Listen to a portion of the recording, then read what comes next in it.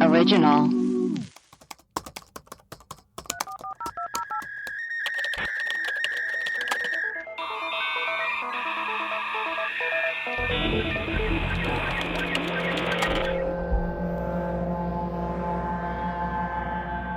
Hello and welcome to Web Crawlers. This is one of our mini episodes, which is a shorter version of our main episode, where we talk about all things weird, unusual news stories, read listener emails, and play voicemails. I think we have 2 emails first. Melissa, what are our emails? Okay, this is from Jess. Subject is Glitch in the Matrix. Hey, Web Crawlers, my name is Jess, and I'm a huge fan of the show and the Erios Network in general. You ladies are the coolest cats. Thank you. Meow, baby. Meow. I listen on Spotify and am too technologically inept to figure out how to rate and review on there. So here's my review. Works for us. Web Crawlers is a hilarious podcast that dives deep into the unknown, occult, and straight up bizarre. It's no surprise that so many stoners love this podcast because this is right up stoner alley. It's funny and thought-provoking. Allie, Melissa, and Maria have me laughing hysterically, and the mysteries they examine keep me thinking and curious long after I finish the episodes. I'm so glad I found this podcast because I didn't know this is exactly what I need in my life. I give it 6 5-stars or pentagrams, whichever currency we're working with here. Now, I'll tell you about my glitch in the Matrix story. A few summers ago, I was back at home on break from uni. Home for me is an area in East Central Alberta, Canada, that is quite rural and usually very quiet and boring. My hometown is a tiny village, and I grew up on a farm outside of it. It was a Sunday afternoon, and I was over at my best friend's parents' acreage. We were enjoying a few rips from the bong and sitting on the deck, soaking up the sun. We happened to notice this plane flying through the sky, and as 2 people who were stoned would do, we watched this plane and made observations. I wonder where that plane is going. Where did it come from? Planes are crazy, bro. They just fly through the sky. I pointed out to my bestie that the planes are crazy. They just fly. It's crazy. Yeah, it's wild. I pointed out to my bestie that the plane was producing a perfect jet stream that arced across the sky, marking its ascent. We got into a deep conversation during which I'm sure we had only looked away from the plane for about 5 full seconds, but when we turned back, something was very wrong. The perfect jet stream we had just noticed looked different. At the very top of the trail, the jet stream itself changed from fluffy, soft, and white to a black plume of smoke, and its direction changed abruptly from going up to down. It looked like something had exploded in midair, sending the plane down in a stream of thick black smoke. My friend and I freaked out, and she grabs a pair of binoculars from inside. We hone in on the plane, and sure enough, this plane is on fire, and it's descending. Oh my God. What? By this point, we are losing it. Neither Jordan's parents or her brother were home. The closest neighbors are still a ways down the road. What do we do? Do we tell someone? Do we call 911? Is it just a training simulation? Do they even do that sort of thing? Are we just that high?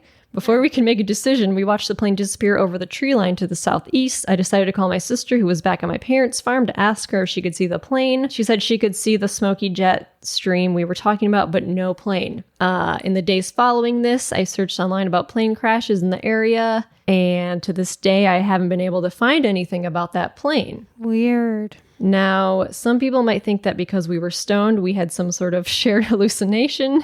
To which I say, I've never been so baked in my life that I've hallucinated something that wasn't there, let alone share hallucination with another stony friend. Anyways, sorry for that long email. Love, Jess. Okay. We have another email from Zoe. Dear Web Crawlers, first of all, I'd like to say what a fucking awesome podcast you gals have. Been listening since the start. The banter, research, input, and dedication that goes into it. I'm assuming most of which is Melissa, as Allie seems more freestyle, and Maria, well, ... What about me? I'm the Wait, I missed this sentence before that. What did he say? The banter, research, input, and dedication that goes into it. I'm assuming most of which is Melissa, as Allie seems more freestyle, and Maria, 100%. well, ... What does that mean? Yeah, that's 100%. What does well ... mean? I have no idea. I don't know. I truly appreciate what you all do anyway, and I'm a big fan. I'm a firm believer in ghosts and used to see them all the time growing up. I'd feel a touch on my shoulder a lot in the kitchen, and my dad said he felt a presence there too. And also apparently my mom was pushed down the stairs by one in the same house, Whoa. which actually should have been a warning that she was batshit crazy and couldn't be trusted. Wait, what? What? Is she friends with Papa Roach? She's friends with Papa Roach. Recently, too, I've been feeling a heavy presence when I'm in bed. I keep thinking it's my cat laying next to me, but when I look, there's nothing there. It's literally like a huge person sitting right next to me. Weird, LOL. The jury's still out on that one. I'll get back to you. Yeah, please circle back. Anyway, sorry for the longest email. You're all amazing. Zoe and Patch the Cat in the UK. Oh, cute. Damn, Zoe. Weird. We have 2 voicemails. Yeah, play them, baby. Hey, web crawlers. I'm calling because a while ago, y'all had an episode where y'all talked about creepy baby monitor stories. Yes. And I babysit for this one family. I love them so much. They're amazing. But their house is a little creepy. One time I was babysitting there, and I heard distinctly a man cough upstairs. Oh, God. I have no idea why ghosts would be coughing, but I know it sounded like a man coughing and no one else was there. Oh. And then another time when I was at the house, and this house is always kind of giving me the heebie-jeebies.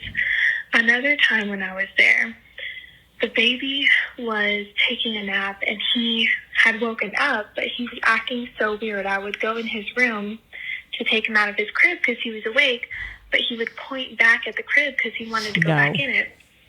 And then when I put him back in, he would stare off in this one spot of the room in the corner where the camera for his monitor is. And he would just stare there. And then he would point at his door like he wanted me to leave the room. Okay? Already kind of creepy. I love babies, but they can be creepy because I feel like they know things, you know? They do. They know things we don't see or know. And so this happened a couple times. I would go up there try and get him out because he was awake. He was just sitting there staring into the corner of his room. He wouldn't let me be picked up, and he wanted me out of his room. Like, I could tell. He can't talk yet, but I could tell he didn't want me sitting in there with him. And then one time, I had left the room, and I had just been on his side of the room where his crib was. But then I went back downstairs, and I checked the baby monitor. Oh, no. And there was something like walking across the screen, like it was right in front of the camera, and it was a bright white thing, and it looked like the size of a human, but I hadn't been anywhere over there. I wasn't even close to that area, and it was so creepy. And yeah, I guess I kind of built up to that, but it was so weird. Like, I saw some figure, like not those little dots, just a big figure walk in front of the camera across it. It was so scary. Thanks. I love your show. Bye. Oh my God, I hate that. That's baby so scary. monitors. So scary. They're so fucked up. Why do they care? Why do they catch so much weird stuff? Because babies are cursed. Babies are cursed. Hi, this is for web crawlers. This is me, Hot Tub Girl, again. So, if this is her calling for a fifth time, have happened since I left my last message. So last night, I was going to bed, a reasonable hour, and I was in bed. A little context: I live in the middle of nowhere, in kind of like a rural area. I see some lights, like through the trees, that I see them on my wall. And, I have no idea what the fuck is going on. They're kind of like greenish lights. And I'm like, is this an alien invasion? And like, I don't know what that noise was. But I don't think it was an alien invasion. They went away after like 3 minutes. But cool. I did see some really weird lights this morning. I was going to text my friend and ask her for the video of me saying this is all a simulation. And she fucking texted it to me right as I was about to ask her. And it turns out the video recording incident thing happened 2 years ago today, on this day, May 24th. Yeah, so that's wild. Coincidence? Again, I think not. I'm going to try and send it to you guys because now I have the video saved, and it's pretty wild. So, yeah, goodbye. Bye. Wow, That this is poor girl wild. has something crazy happen to her every week of her life. I love it.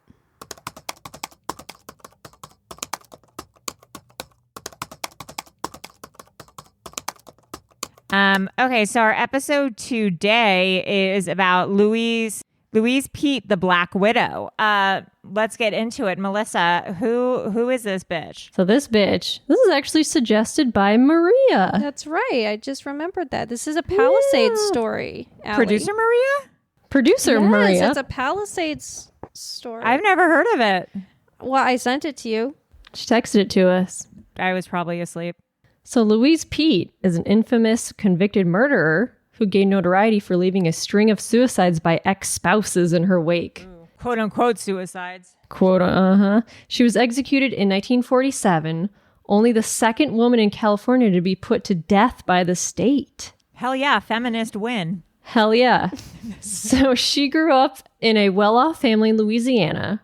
The first sign of trouble came when she was 15 and kicked out of private school for stealing and promiscuous behavior. Wow. Damn. So her first marriage to Henry Bosley in 1903 ended in Bosley's suicide after he found her in bed with another man. Oh my God, damn girl. She then made her way to Boston, where she posed as an heiress from Dallas, using the ruse to ingratiate herself with several well-off families. Damn, that's cool as hell. She also began turning tricks and stealing from the homes of clients. I love her. She's tight. I know. The police eventually ran her out of town to avoid embarrassing the men involved. She made her way back south, landing in Waco, Texas. Interesting. Where she met oil baron Joe Appel. A week after they met, Appel was found shot in the head. Uh-oh. And his jewelry was found to be missing as well.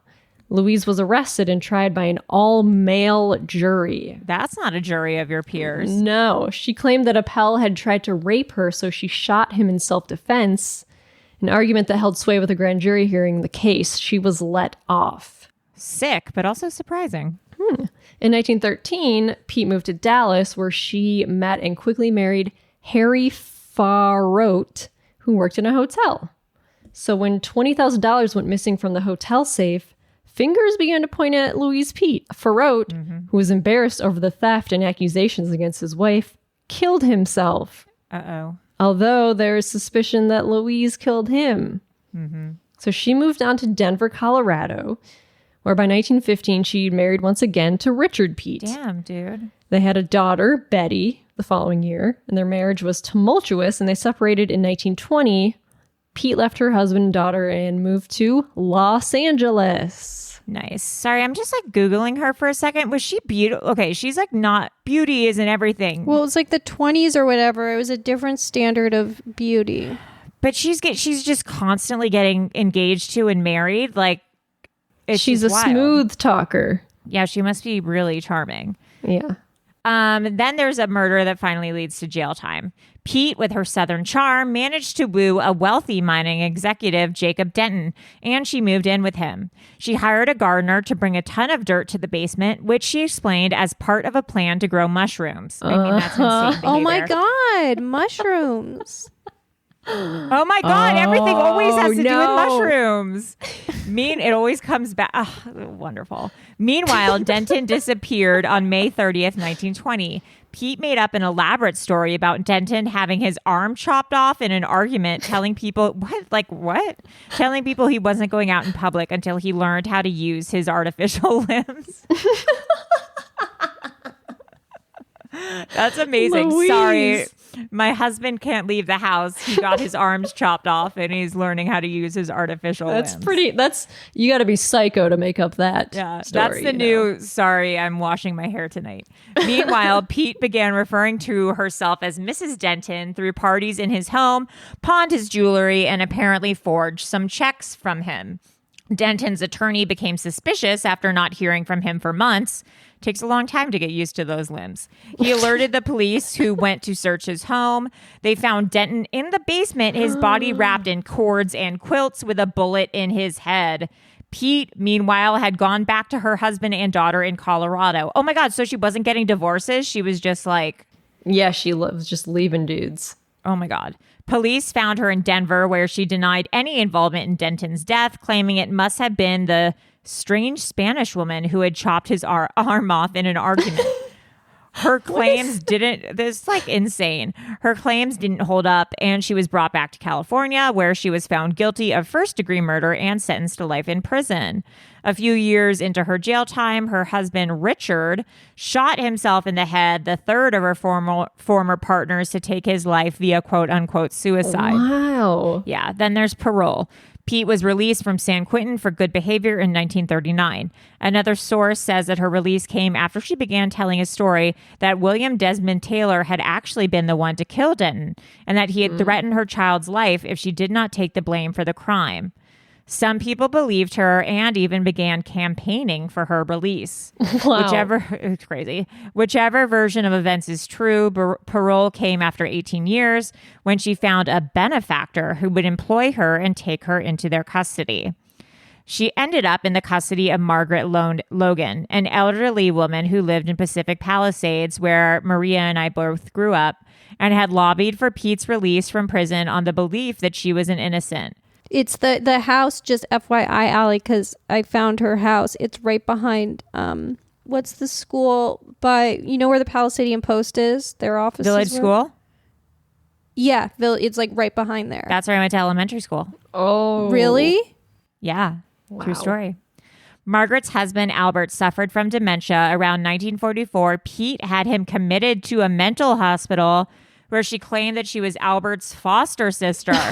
God. Margaret went missing around the same time. Oh my God. Peete, meanwhile, had remarried Lee Borden Judson, who moved into Logan's house with her. Oh my God, scary. Jesus. So people began questioning the whereabouts of Margaret Logan.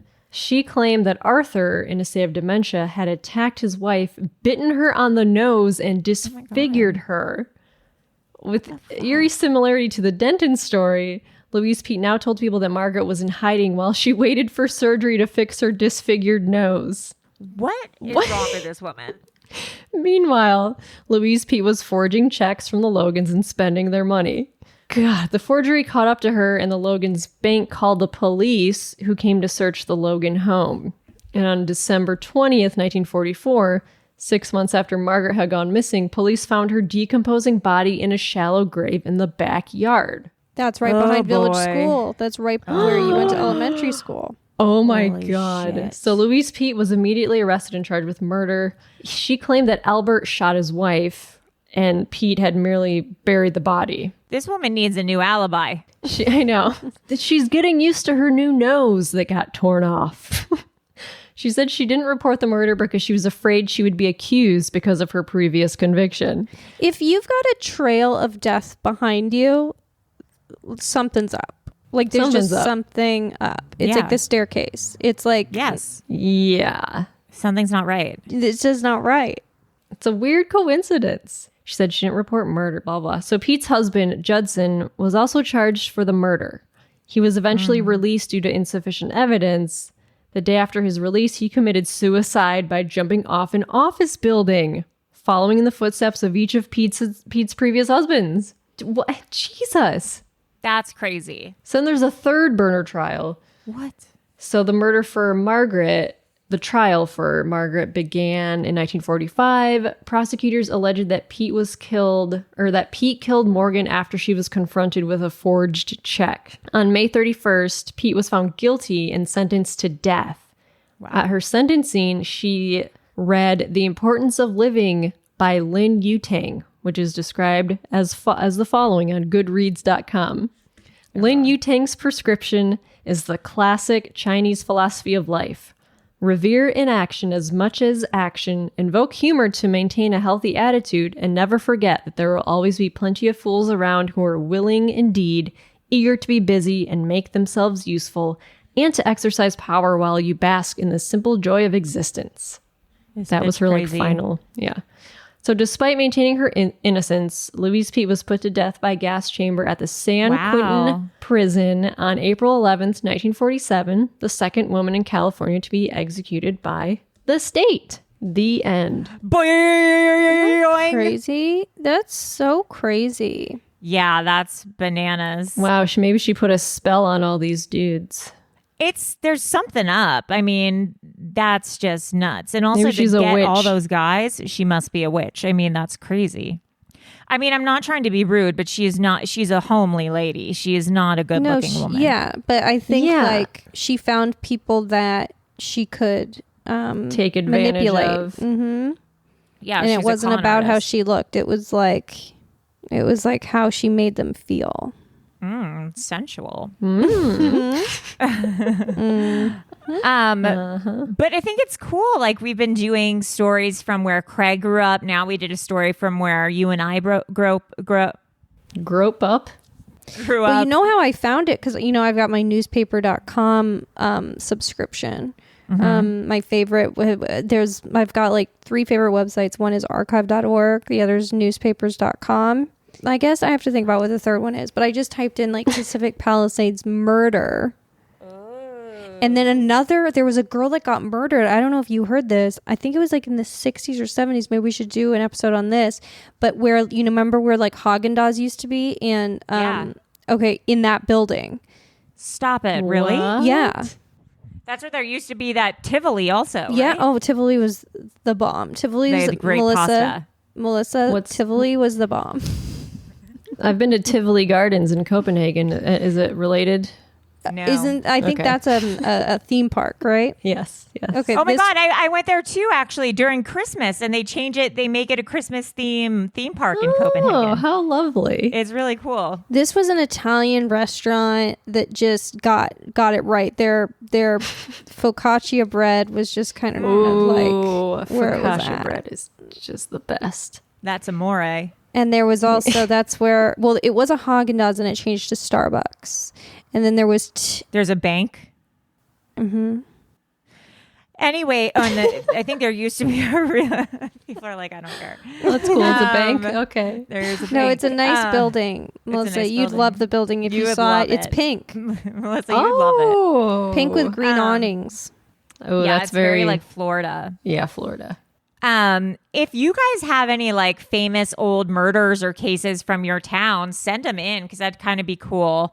Seems like a little theme we're going on. Or any cool female killers would be awesome. In celebration of feminism, and Erios being an all-female network. If you know any cool female killers, that'd be rad. Melissa, where can people reach us? You can email us at webcrawlerspod@gmail.com, and you can find us on Twitter and Instagram at webcrawlerspod, or on Facebook or Reddit. Cool. One more question. What's everyone going to have for lunch? Ooh, such a good question. Oh God, I don't know. Should we I leave have that some- as a cliffhanger for next time? Yeah. yeah, next I have time- some bagels maybe left over, but who knows? Listen to You know? next episode. We'll tell you guys what we had for lunch today. Cliffhanger. Anyways, cliffhanger. Don't forget to donate to our Patreon, rate, subscribe, review. My name's Ali Siegel. I'm Melissa Stettin. And I'm producer Maria. Bye.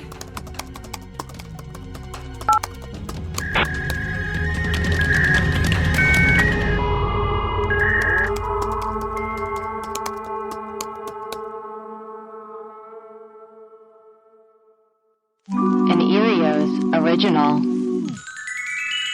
Powered by ACAST.